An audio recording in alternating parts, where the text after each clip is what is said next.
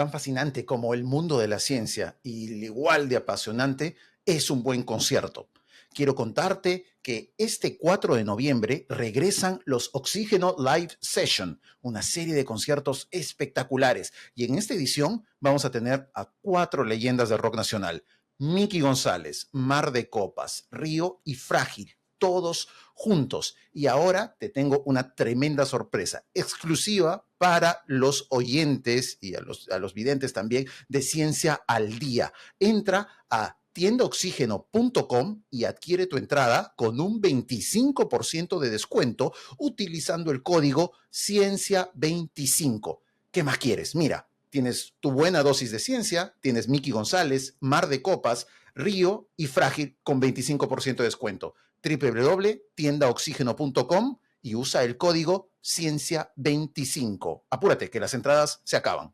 Ahora sí, vamos con el episodio de hoy. Soy Patricio Valderrama, esto es Ciencia al Día, y hoy nos adentramos en el fascinante mundo de la mecatrónica, una disciplina que fusiona la mecánica, la electrónica, la informática y el control automático para diseñar y construir sistemas y productos inteligentes. La mecatrónica ha desempeñado un papel crucial en la evolución de la tecnología moderna, permitiendo avances que alguna vez solo existieron en las páginas de novelas de ciencia ficción y en las pantallas del cine. Desde robots que caminan y hablan hasta extremidades biónicas que replican la funcionalidad humana, la mecatrónica ha traído a la realidad muchas de las fantasías tecnológicas que nos maravillaban en historias como Star Wars, Terminator o Yo Robot. En estas narrativas, la interacción entre humanos y máquinas plantea preguntas intrigantes y a menudo desafiantes sobre lo que significa ser humano en un mundo cada vez más mecanizado y digitalizado.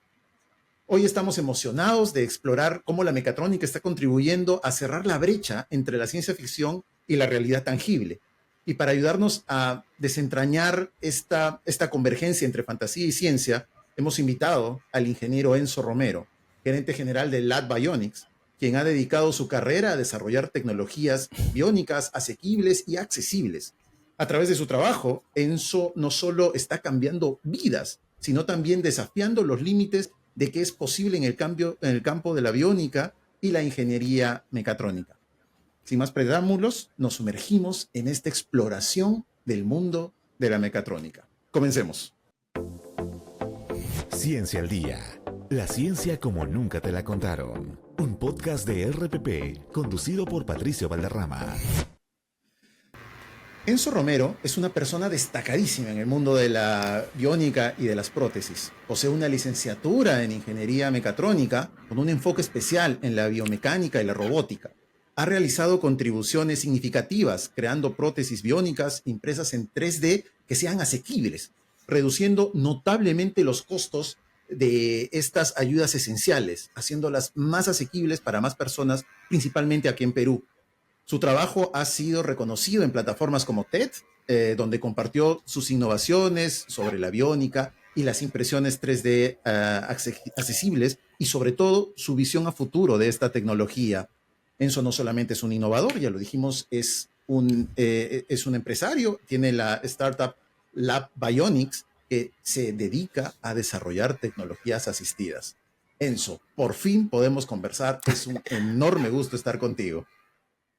Patricio, muchísimas gracias. En verdad, qué bonita introducción cuando uno sigue viviendo y no se percata a veces de cómo se puede ir resumiendo el avance que ha ido desarrollando. Muchas gracias por la invitación y nada, atento a lo que podamos conversar.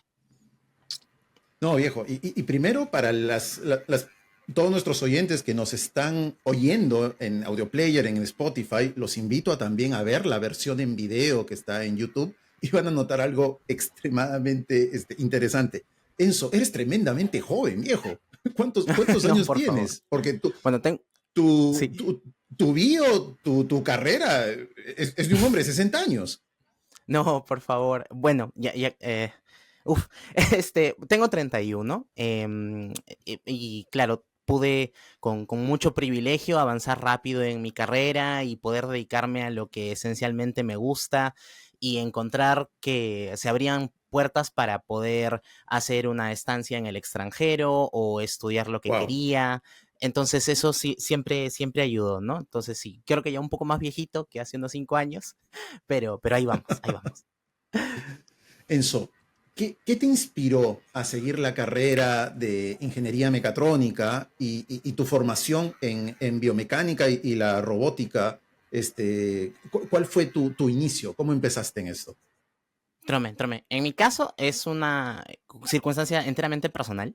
Yo nací sin mi mano derecha y desde niño, que nací y crecí en Cusco, no tenía inconvenientes con ese tema que sí he visto, por ejemplo, aquí en Lima con chicos o en otras capitales de bullying o de fastidio. Ah, mira, no tiene una mano. Donde yo nací y crecí, Urubamba es un pueblo muy pequeño, digamos, en comparación con una gran ciudad.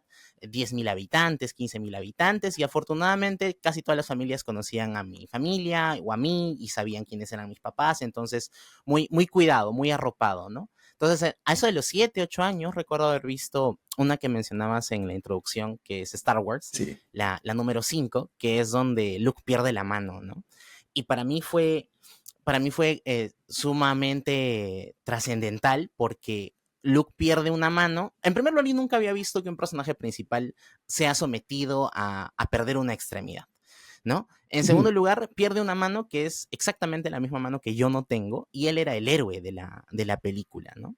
Pero es en el epílogo que los droides médicos, estos robots médicos, le colocan una mano que no solamente lucía claro. como una mano regular, sino que además como que le pinchan en una de las yemas de los dedos y Luke tiene una sensación reflejo. Entonces no era solo una prótesis, entonces yo no sabía que era una prótesis o el término, pero se veía como una mano y sentía como una mano, ¿no? Entonces creo que desde ese instante fui como considerando la posibilidad de, a mí me gustaría tener una mano como la que tiene Luke Skywalker, ¿no? Quizás Claro. comprada, quizás hecha por mí mismo, pero esa idea se quedó y se quedó atravesando la primaria, atravesando la secundaria, los test vocacionales, y ya cuando uno va creciendo, va encontrando, bueno, y además que me gusta, ¿no? O sea, dentro de lo que me perfilo y comencé a darme cuenta que era mucho más sistemático y que por ahí podía entrar en alguna ingeniería, y quedaba este rezago de, mira, yo me gustaría seguir trabajando en algo que pueda ser como una prótesis para mí. Y termino eligiendo ingeniería mecatrónica, que como has descrito, no solamente ve la parte de los mecanismos, sino cómo conseguir que estos mecanismos se muevan, cómo hacerlo de manera automática y cómo programar una prótesis para que pueda hacer lo que uno quiere que haga, y todo de manera integrada, ¿no? Entonces, creo que esa decisión ya a los 15, 16 de elegir mecatrónica fue la que en adelante ha seguido ayudándome a cumplir lo que he querido, ¿sí? Hay que ponerle la cereza en el pastel a tu crónica de que tú te inspiraste en Star Wars y en Luke Skywalker, que si uno revisa la internet, todas las imágenes que estén en internet, uno va a encontrar un tweet de Mark Hamill, el actor de Luke Skywalker, que habla sobre Enzo. O sea, ahí habla Sí, sobre Enzo y comparte tu experiencia. Compadre, debes tener ese tweet enmarcado en tu casa, porque no hay muchos sí. peruanos que alguien como Mark Hamill hable acerca de él. Tú eres el único. Yo creo que sí. Y sí, es como, o sea, de las veces que hemos encontrado plataformas para poder contar nuestra historia, cómo nació el Bionics y demás, es hasta como de película, ¿no? Tipo, Claro. él soñaba con una prótesis como la del personaje principal y luego por esto de la tecnología y la inmediatez de que alguien etiquete y le dice, mira lo que está haciendo y pueda haber un video o lo que veníamos desarrollando en Perú y que no sea solo como, oigan, miren esto, sino una felicitación genuina del trabajo Sí, que veníamos realizando, es realmente como top, sí. es todo, viejo. O sea, tú en este momento eres lo más cercano que tengo a la fuerza. O sea, tú No, eres por favor. un innovador de ese tipo, así, tipo Star Dios Wars, mío. estupendo. Oye, ¿cómo crees que tu trabajo en la creación de extremidades prostéticas asequibles está influyendo en la vida de las personas, de todas las personas a las que tú estás apoyando? Pero primero hablemos, existen creo que dos tipos de extremidades prostéticas, ¿no? Unas que son netamente, ¿cómo le digamos? Estéticas, ¿no? O sea, es Sí, un guante, ¿no? Un guante que te ajá, pones, una pierna, y hay otras las que tienen un tipo de función, ¿no? Las que correcto, pueden hacer cosas, ¿no? Y correcto, tenía correcto. entendido que las prótesis mecánicas, las que tienen una función, eran extremadamente caras, ¿no? Cuéntanos sobre Sí. eso. Sí, lo que fue sucediendo es que, como para seguir contando la historia, lo que dices es correcto, tenemos dos categorías de prótesis, estas que son, que parecen como la mano de un maniquí, ¿no? Son Claro. extremadamente acuciosas con el acabado de que parezca una mano real, que ya hay momentos en los que terminas teniendo dificultades para diferenciar si realmente es tipo una extremidad o si de verdad, digamos, orgánica o si se trata de una prótesis por la particularidad del acabado. Pero además, en las prótesis de tipo de activación mecánica, lo que vino sucediendo fue que yo trabajaba hoy sigo trabajando en el laboratorio de biomecánica y robótica aplicada de la Universidad Católica y seguimos desarrollando investigación al respecto de estas prótesis de miembro superior. Y la manera en la que nosotros funcionamos es aplicamos a fondos concursables internos, nacionales o internacionales. Y cuando uno aplica un fondo concursable hay que colocar un marco teórico, una problemática, ¿no? Entonces, Ujú. ya no se trataba solamente de mi historia, sino, bueno, cuántos somos realmente, ¿no? Y Claro. cuando uno va como juntando las cifras, se va dando cuenta del verdadero problema. Y el verdadero problema en este caso en nuestro país es la informalidad. Tenemos 8 de cada 10 empresas que son informales y una industria que es metalmecánica o de agricultura y demás, en la que es mucho más probable que tengas un accidente, no sé, pues cortando metal que trabajando en una oficina, en una empresa que solo hace programación, digamos, ¿no? Claro. Entonces, Claro. ¿qué sucede? Una persona termina teniendo un accidente y luego la empresa se desconoce totalmente de cubrirle una prótesis, de darle un seguro. Y cuando quiere comprarse por sí misma, como no somos generadores de este tipo de tecnologías y todo viene importado, ahí es donde empezamos a tener problemas, porque una prótesis de tipo Garfio puede llegar a costar 5.000 soles en el Perú y una mano robótica importada puede llegar a costar 25.000 dólares, Ah, sin exagerar. $25,000. 25.000 dólares. En El los costo de un cálculos que carro. hicimos, tendrías que trabajar 7 años con el sueldo mínimo, solamente ahorrando para poder tener acceso a un dispositivo que te permita volver a trabajar. Ponte que eres un taxista, ¿no?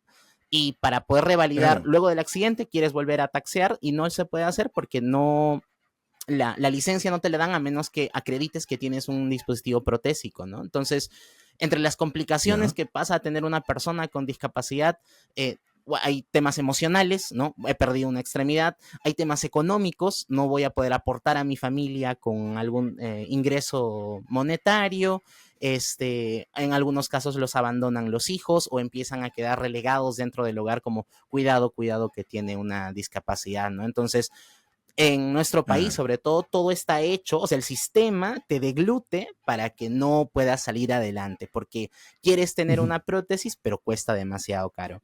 Entonces, lo que nos pasaba era que terminábamos yendo a estas ferias tipo de ciencia y tecnología nacionales, regionales y demás, a presentar nuestros desarrollos de prótesis de investigación, que aquí es importante aclarar cuál es la diferencia entre un producto de investigación y un producto que está hecho para las personas, ¿no? En un tema de investigación, digamos, yo voy a priorizar poder cumplir mi hipótesis sin importar qué, ¿no? Entonces, justamente por eso los fondos concursables suelen ser de 200.000, 400.000 soles, para que ese tema no sea una limitante, ¿no? Tipo, necesitas importar motores del extranjero, perfecto, hay un fondo que lo cubre. Pero si luego quieres hacer una lista de materiales y de costeos de cuánto te saldría una prótesis de investigación para ofrecerla al público, termina siendo 20.000 soles, 25.000 soles. Entonces, para Ya. mí era muy difícil estar en estas ferias y que se nos acerque alguien que tiene una amputación por un accidente y demás y decirle, no, sabes que no podemos venderte la prótesis porque en primer lugar no es un producto y en segundo lugar se trata de un proyecto de investigación. Entonces, este choque de está ahí lo que necesito para poder hacer que mi prótesis funcione. Y no me la pueden dar, Claro. es muy frustrante. No, ni hablar, ni hablar. Esto, ¿cómo fue que tú entraste en el mundo de la impresión 3D? que eso es ya una revolución, ¿no? Sí. Imprimir una pieza, ¿no? A la medida, a la talla exacta que tú necesitas y finalmente hacerla, útil, usable en un producto. ¿Cómo fue que tú viste esto como alternativa a, no sé, al típico torno, pues, de metal, al vaciado, al rellenado? ¿Cómo fue que tú viste esto? Claro, afortunadamente en el laboratorio, como lo que hacemos tiene que ver mucho con periodos de investigación cortos, 18 meses, 24 meses, era sumamente importante para nosotros poder prototipar de manera rápida. Prototipar Ya. rápidamente y con costos bajos, ¿no? Entonces, la universidad en la que trabajo, la Universidad Católica, había adquirido impresoras 3D de años recientes y empezaba a ser cada vez más frecuente utilizar esta tecnología para hacer prototipos de figuras de acción o cosas que voy a reemplazar en la industria, pero no estaba usado necesariamente como para aplicaciones de este tipo, ¿no? Productos que puedan ser utilizados por personas.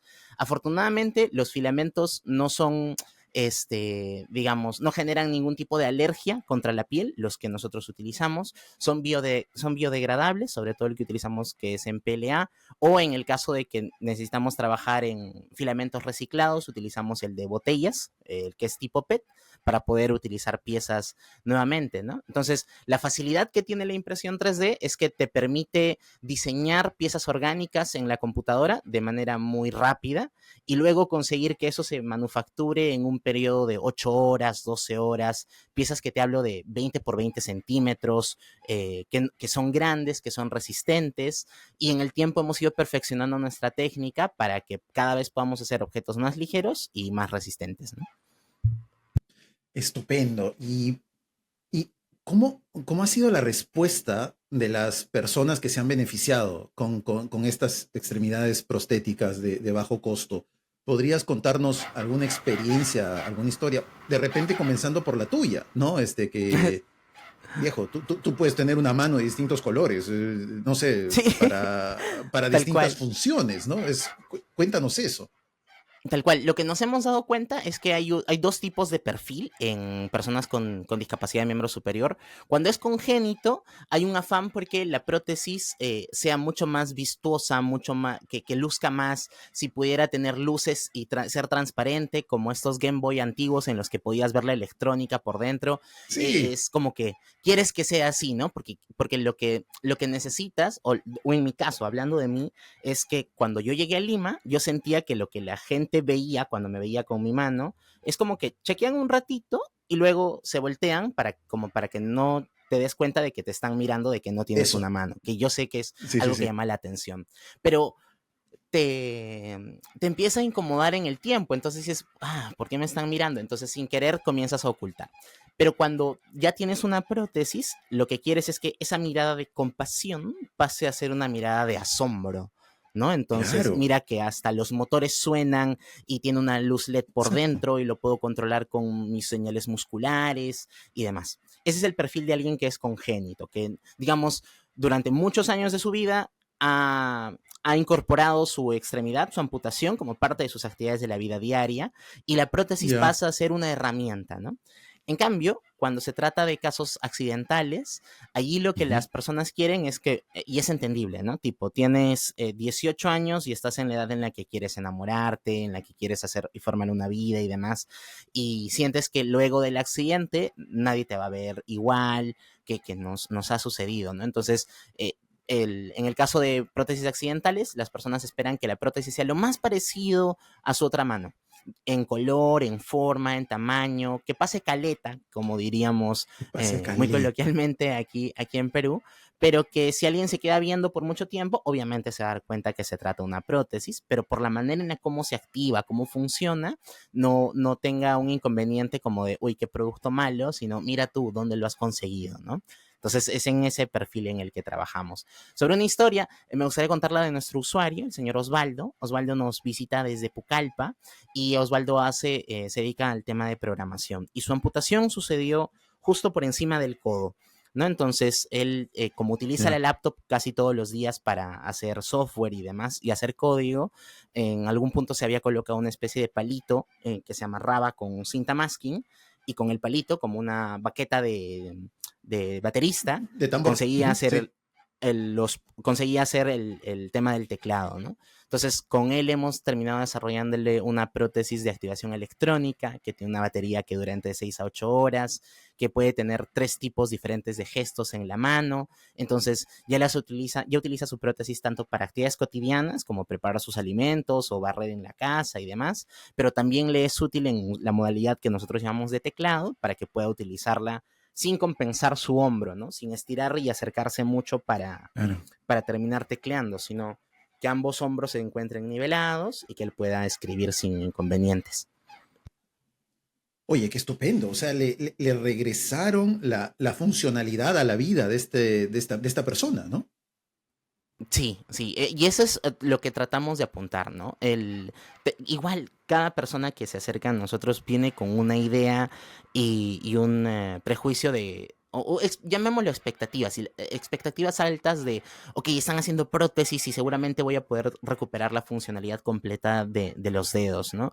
Y para nosotros es importante cuando recibimos a alguien con discapacidad, primero entender, y eso es algo que hacemos, que es un proceso de evaluación preprotésica, si es que esta persona ya se ha asumido a sí misma como una persona con discapacidad, o si se encuentra en Ujú. estas fases de duelo, negación, ira, que son propias, que le pasa a cualquier persona que sufrió un accidente, porque si es que todavía se encuentra atravesando esas etapas, lo que le recomendamos es, evaluamos a nivel físico, si está bien la extremidad para poder trabajar, y si no, le decimos, mira, probablemente necesitas que llevar una serie de terapias preprotésicas, puedes usar nuestros terapistas u otro terapista. Si hay condiciones de casos Ya. psicológicos, puedes trabajar con esta lista de psicólogos con los que nosotros recomendamos usualmente, si no, puedes acudir uno por tu propia cuenta y regresar cuando te encuentres en un proceso de aceptación, ¿no? Que Ya, es claro. mucho más sencillo cuando el accidente ha ocurrido, digamos, a una persona adulta que ya tiene una familia y demás, y que su necesidad pasa por tratar de ser un aportante más a la casa, que cuando trabajamos con jóvenes, chicas y chicos entre 16 y 18 años, que la pregunta es, ¿qué va a ser de mí? ¿No? Wow. Sí, o sea, la labor que ustedes hacen no es solamente diseño y construcción de algo, ¿no? Es como que restaurarle la vida, la confianza a una persona desde el punto de vista psicológico, desde el punto de vista físico, desde el punto de vista social, emocional. Viejo, qué interesante, ¿ah? ¿Cómo marca vidas esto? Una pregunta que te quería hacer es que tú has sido reconocido con un TED Fellow, ¿no? Has dado, de hecho, una Sí. charla TED sobre las biónicas impresas en 3D asequibles para el futuro. ¿Cuál ha sido esa experiencia, Ted? ¿Cómo es que tú lo has vivido? ¿Y cómo ves el futuro del avance de este campo? Para empezar, yo diría que es una experiencia surreal. Fue un proceso de selección de cerca de 20 personas alrededor del mundo que mandaban, digamos, sus ideas y por qué era importante compartirlas. Y tuve la enorme, enorme suerte de que me seleccionaran y que seleccionaran lo que estábamos haciendo nosotros aquí en Perú. Fue surreal porque justo era el TED que reiniciaba las charlas post pandemia. Entonces tuvo un tópico que se llamaba Una nueva era. Y era tan nueva era que estuvieron presentes en la misma semana en la que yo di mi charla gente como Elon Musk, gente como ¡Wow! Bill Gates. Yo tenía a 3 filas adelante a Bill Gates repasando sus escritos para la charla que iba a dar en 5 minutos, y eso para mí fue alucinante porque uno los tiene tan distantes que dices, ¿cómo Bill Gates se Claro. va a preparar 5 minutos antes de una charla como lo haría cualquier persona, ¿no? Y él hablaba sobre cómo podíamos hacer para que no nos vuelva a pasar un tema como la pandemia, ¿no? Cómo tendríamos que estar preparados como humanidad para resolver esto. Y que me llamó mucho más la atención fue el espíritu de que se compartieran ideas que tenían que ver con vamos a hacer construcciones en Marte con robots que van a estar trabajando en Marte mientras nosotros no hacemos absolutamente nada. Es decir, no se va a llevar ningún humano a Marte hasta que no tengamos un espacio habitable. Así como en la siguiente charla venga un arquitecto de Barbados y nos cuente cómo utilizando materiales locales habían conseguido reducir la mortandad por tormentas y lluvias en su localidad con las mismas técnicas ancestrales que utilizaban, pero orientándolo de manera distinta. Entonces, esto de poder estar presente en estas conversaciones sobre lo avanzadísimo que va a pasar en tecnología en el futuro, como lo que se está resolviendo de problemas locales en países en vías de desarrollo, creo que para mí fue lo más sorprendente. En el tema de Sí, biónica, en el tema de ajá. biónica, lo que destacaron de nuestro proyecto es que estábamos tratando de aplicar un concepto que es, mira, nuestras condiciones son adversas, no tenemos acceso a muchos recursos, como de lo que ya tenemos podemos conseguir que sea más accesible. Entonces es como aplicar la ingeniería para la reducción, pero que pueda, sin perder la calidad, pueda ser accesible para una persona. Entonces, recursos de todo lado, ¿no? Reducir la cantidad de motores, pero sin quitarle funcionalidad, reducirle la cantidad de sensores, pero que permita todavía distinguir los gestos. Entonces, maximizando nuestras técnicas de ingeniería y de diseño, poder conseguir un producto que pueda competir como lo está haciendo cualquier otro en el extranjero. Ujú. Creo que eso fue lo que más llamó la atención. Y en el tema biónico de lo que se ve en TED o lo que se puede ver en el futuro, recuerdo que en el mismo evento en el que yo estuve, teníamos la presencia de un doctor que utilizaba una especie de sensor que se estaba colocando aquí dentro del cerebro, que permitía a personas que tuvieran parálisis completo, solamente con el pensamiento, poder tuitear directamente. Entonces Pucha. aparecía un tweet que decía, yo he pensado esto y estás leyendo lo que he pensado, ¿no?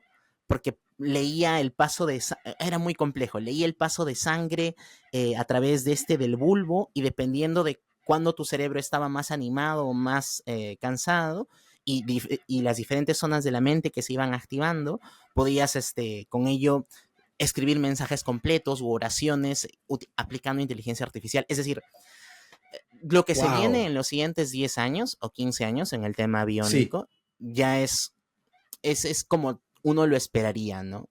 Hay una clínica en Estados Unidos que se llama Shirley Ryan Ability Lab, que si tú llegas con un accidente, como todos están cubiertos por un seguro, la clínica desarrolla sus propias prótesis. Entonces, la reinervación que hacen de la cirugía está pensada para que los músculos estén dispuestos para que luego un grupo de sensores de la prótesis pueda conseguir la mejor funcionalidad de activación de movimiento.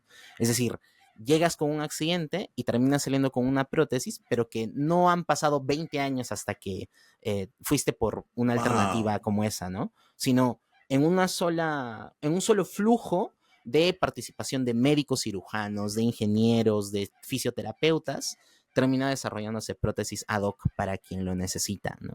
Entonces, ese espíritu es el que nos anima también a nosotros para seguir empujando nuestro desarrollo, ya sea en productos o en investigación, y apunten en ese camino. ¿Qué tipos de prótesis tú has podido generar en tu laboratorio? ¿Prótesis utilitarias, prótesis de trabajo, prótesis más duras? ¿Cómo son? Desarrollamos dos tipos de prótesis. Una son prótesis de activación mecánica, las cuales llamamos MACI, y nos apoyamos con alguna parte residual de lo que haya quedado de la sección amputada del usuario, ya sea la palma, el antebrazo o el brazo mismo. Y el otro modelo que desarrollamos son de activación electrónica, tienen 3 motores internos, una tarjeta que lo controla y una batería que garantiza una duración de 6 a 8 horas, que son nuestros modelos Pisco, también desarrollados para amputaciones a nivel transradial y transhumeral. Wow, Enzo. Espectacular todo lo que nos has contado. Primero que nada, felicitarte y primero agradecerte por estar aquí con nosotros. Y nuevo, felicitarte. Gracias por la estupenda labor que haces, no solamente en la innovación, en la crear nueva ciencia y tecnología peruana, sino también en toda la ayuda que se le puede dar a las personas, toda la segunda esperanza, la segunda chance de volver a tener una extremidad funcional, eso se valora muchísimo. Y bueno, esto nos tiene que enseñar mucho, ¿no? Desde cómo hemos podido ir conversando, de cómo un niño de Urubamba, crecido entre las montañas, en la belleza natural de Cusco, que nació con un impedimento en la vida, ¿no? Cómo utilizó este azar del destino para formarse como un científico, desarrollar una carrera, desarrollar una empresa y finalmente ayudar a más personas, ¿no? Eso es invaluable.